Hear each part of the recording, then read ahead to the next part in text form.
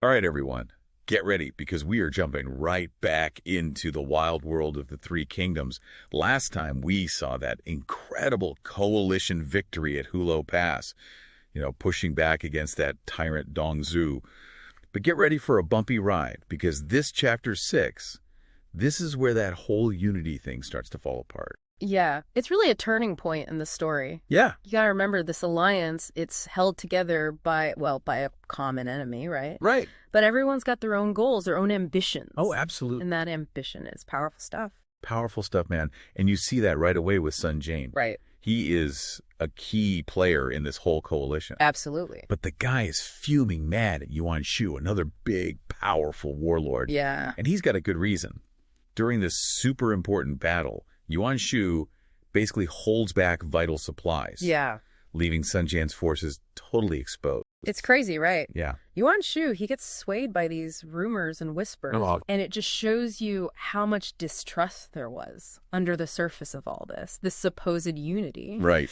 It's a reminder that even when you've got this common enemy, right? Personal stuff, politics, it can just wreck everything. Totally wreck it. And this little betrayal, well, it snowballed. Led to Sun Jian's defeat. Yeah. Total blow to the coalition's momentum. But then, just when you think things can't get any crazier, here comes Li Ju, one of Dong Zhuo's top generals, with a proposition that's straight out of, like, a soap opera. Oh, yeah. This is where things get really interesting. Yeah. So Dong Zhuo, the tyrant they're all trying to take down, wants to arrange a marriage. Okay. But not just any marriage. Okay. He wants to marry his daughter to Sun Jian's son. Wait, what? Seriously? Come on.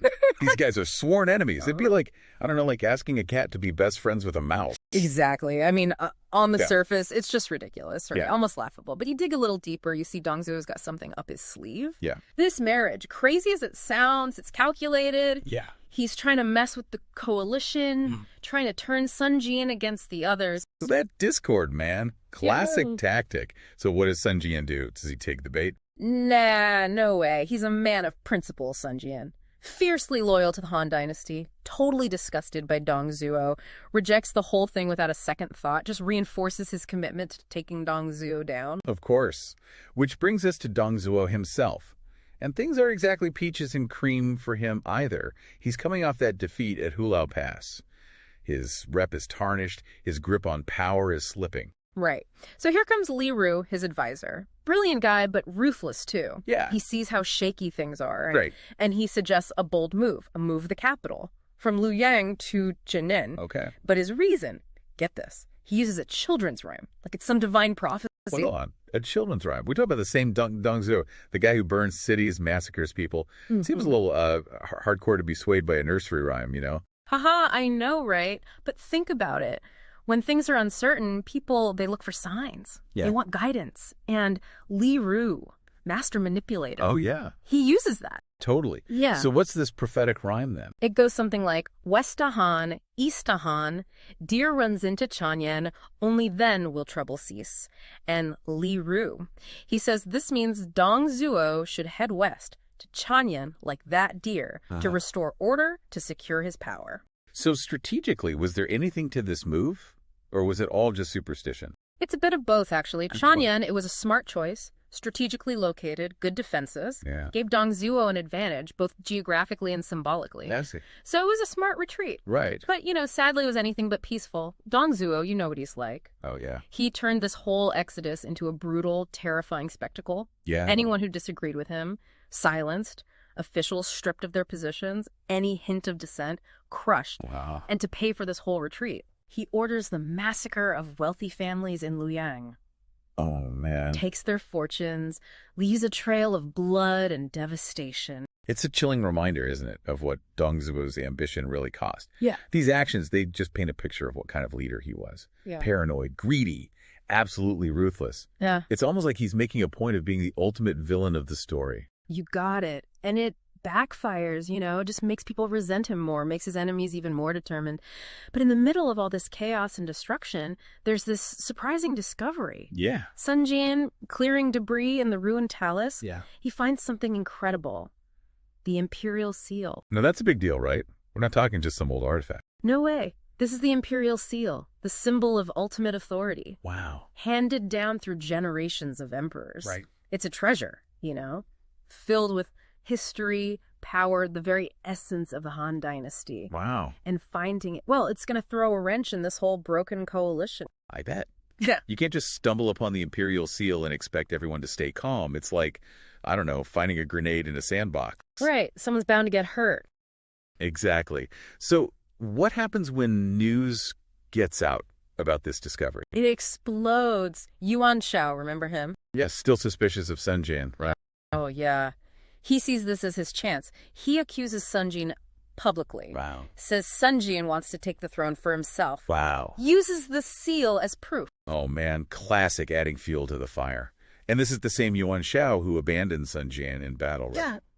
Seems a little hypocritical, don't you think? Totally. It's like he's projecting his own ambition onto everyone else. Right. But this accusation, it does some serious damage. Widens the rift between them, that unity they had. Gone. It's almost painful, the irony. They teamed up to beat Dong Zhuo, a threat to the Han Dynasty. Right. And now they're ripping each other apart over a symbol of the very power they're supposed to be protecting. It's a perfect example of how ambition can twist good intentions, and how distrust can wreck even the strongest alliances. And while all this is going down, you've got Cao Cao watching. Right, Cao Cao, always the pragmatist. How does he see this whole mess? He's disgusted, the infighting, these warlords putting themselves first. He's disillusioned. Yeah. So he decides enough is enough. Yeah. He takes matters into his own hands, gathers his own troops, Yeah. sets off on his own to chase down Dong Zhuo. Wow. That's bold. It's like he's saying, you guys want to squabble, fine. I'll deal with the real problem. That's Cao Cao, all right. Man of action, driven by duty, wants to restore order to the empire. And him going rogue, it's a turning point. This is where the warlords start to forge their own paths, which leads to the conflicts and power struggles that define the whole Three Kingdoms era. So betrayal, ambition, the brutal consequences of unchecked power. Yep. And now the imperial seal, up for grabs. Oh, yeah. Chapter 6 is like a powder keg, ready to blow. What happens next? Yeah. Does Sun Jian use the seal to unite the country? Or does it cause even more conflict? We'll have to wait and find out. We're just getting started. So you remember that children's rhyme Li Ru used about moving the capital to Chang'an? Oh, yeah. The deer running to Chang'an. Right. Well, turns out it wasn't as foolproof as he had hoped. As Dong Zhuo's forces are heading west, they run into a bit of a problem. Mm-hmm. A guy named Zhu Rong, the governor of Yingyang. Zhu Rong. Not a name you want to mess with if you're on Dong Zhuo's bad side. No kidding. But Li Ru, he's always thinking ahead. He told Dong Zhuo to have Zhu Rong set a trap for anyone chasing them. Wow. So this was all planned. Pretty much. Trying to scare off anyone thinking about retaliation? Smart tactic. Classic Li Ru. Always strategizing. But did anyone actually fall for this trap? Believe it or not, Yeah. really. Cao. Cao Cao. What was he thinking? Driven by that sense of justice, and he really wanted to rescue the emperor, so he went after Dong Zhuo with his own troops. Man, Cao Cao's always jumping into the fire, isn't he? Seems like his ambition gets him into trouble sometimes. Yeah, this time it almost cost him everything. Ooh. His forces caught up to Dong Zhuo's rear guard, led by, get this, Lu Bu. Lu Bu. No way. Cao Cao and Lu Bu? Yeah. Going head to head? Yep. Epic clash. Totally outnumbered and outmatched. Cao Cao had to retreat. Oh, wow. So where'd they go? Back towards Yingyang. Figured it was safer. But wasn't that where the trap was? Exactly. Cao Cao, he walked right into it. Yikes. His troops, they were exhausted, depleted. They stopped at this mountain, looked deserted, Yeah. just needed a break from being chased, Right. No idea that danger was lurking. This is where it all goes wrong, isn't it? You bet. Just as they start to relax, bam! Zhu Rong's ambush. They're surrounded, attacked from everywhere, totally caught off guard. Oh, man. So they had the element of surprise. And more soldiers. Okay. This does not sound good for Cao Cao. Did he at least get away? He did, but just barely. Pure luck and some seriously loyal men. In all the chaos, Cao Cao gets hit. An arrow. Right in the shoulder. Ouch. But I'm guessing a shoulder wound wasn't enough to stop him. True. But then, as he's trying to escape on horseback, his horse gets taken down. Spears, I think. He's thrown off, wounded, confused, and then captured by Zhu Rong's men. 2 of them, yeah. So that's it then, right? Game over for Cao Cao. Not quite. Just as they're about to finish him off, this guy on horseback charges in, scatters the enemy, saves Cao Cao. Who is this mystery hero? Cao Hong, one of Cao Cao's most trusted generals, and his cousin too. Wow, talk about loyalty. He knew he might not make it, but he risked it all to save Cao Cao, told him to get on his horse and get out of there while he held off the enemy. That's amazing. What a bond. But they weren't out of the woods yet, were they? Nope. Their escape, it was desperate. They were pursued, Wow. chased all the way to a raging river. A river. How did they get across that? Cao Hong, he carried Cao Cao on his back through the river. He carried him. Wow. That's Yeah. above and beyond, man. Ambushed, wounded, now swimming for their lives. It's a miracle they survived at all. I know, right? But their luck, or maybe it was fate, wasn't done with them yet. Just when they needed it, Shahu Dun and Shahu Yuan, two more of Cao Cao's generals, show up. They fought off Zhu Rong and his forces. What a story. Bravery, loyalty, narrow escapes. Sounds like Cao Cao really is destined for great things, even if his path is a little bumpy. Yeah, you could say that. But while he's recovering and regrouping, things are going from bad to worse back in Luoyang. Remember Sun Jin? And that imperial seal. Oh, yeah. I bet that little treasure stirred up some trouble. So what happened after he stormed off? Well, at first he kept it a secret. Smart move. I mean, that kind of power could be dangerous in the wrong hands. Exactly. But secrets have a way of getting out, especially in times of war. One of Sun Jin's own soldiers, he betrayed him, told Yuan Shao about the seal. Yuan Shao. Figures. Of course he couldn't let it go. What did he do? He did what you'd expect. Accused Sun Jian publicly. Said he was trying to steal the seal, demanded he hand it over. Wow. And this is after he abandoned him on the battlefield. Yep. Really shows you his true colors. Ambition and distrust. So what did Sun Jian do? Did he just give in? No way. He was furious, denied everything, swore a big oath. Another one. What did he say this time? Said he'd die a horrible death if he was lying. Tried to clear his name, save some face. Dramatic oaths. They never seem to work, do they? Did anyone believe him? Some might have, but not Yuan Shao. He was too suspicious. He even called out the soldier who'd spilled the beans, just to humiliate Sun Jin. Wow. That's rough.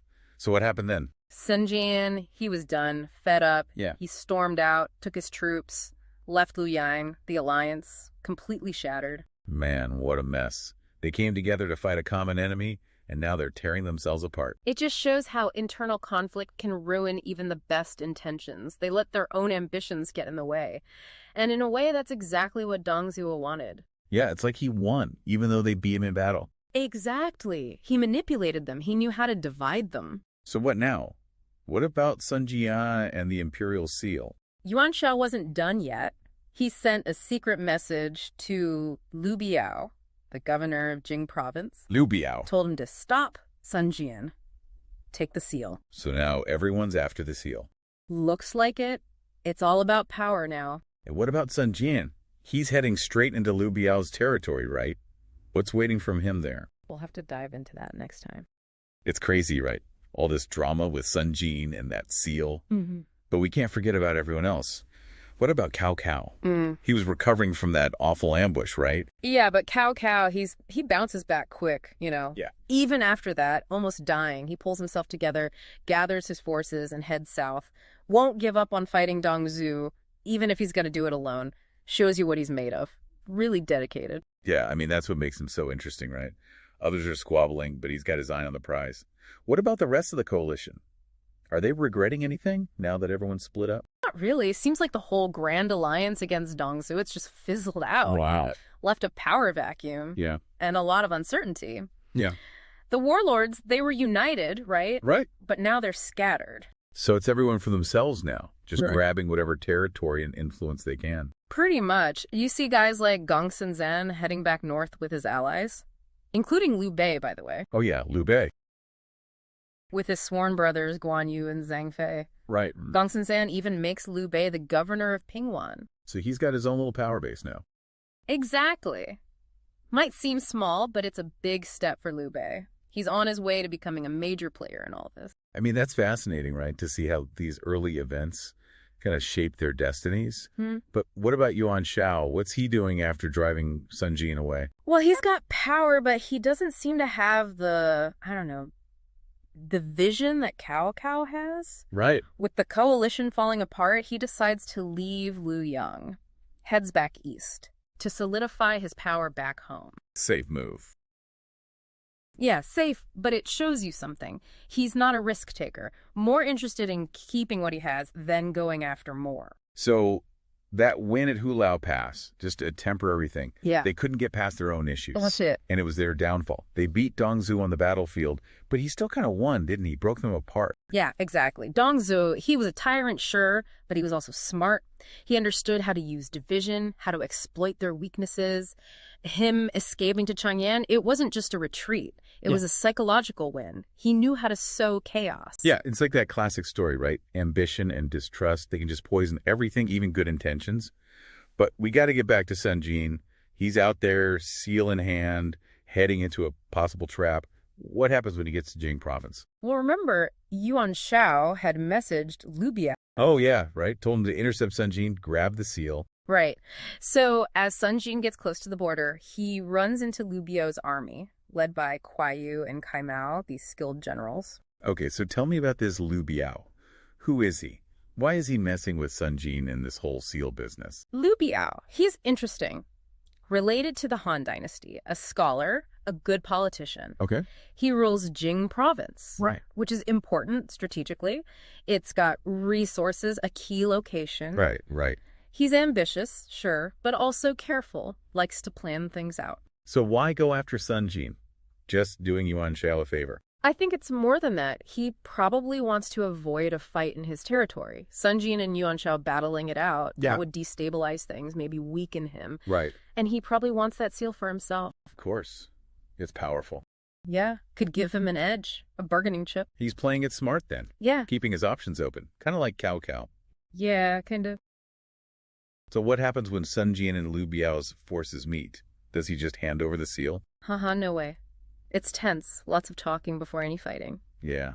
Kuai Yu, he accuses Sun Jin of stealing the seal, demands he give it up.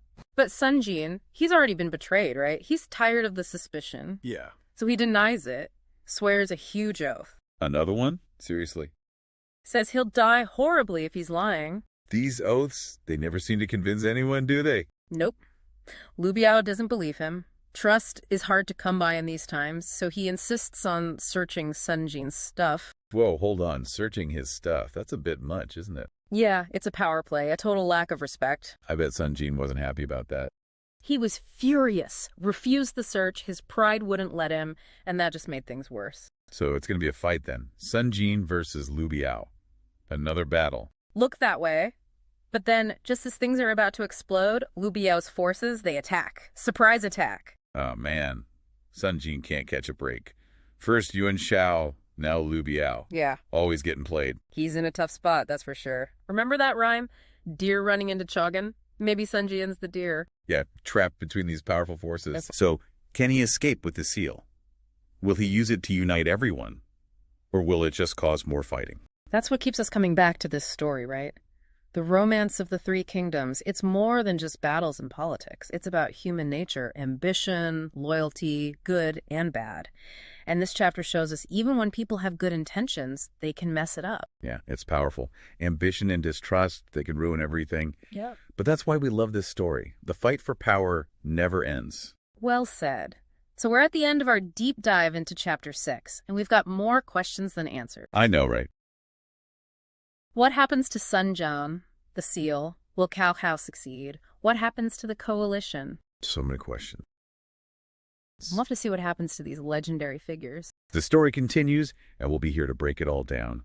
Until next time, keep exploring, keep thinking, and keep diving into the stories that shape us.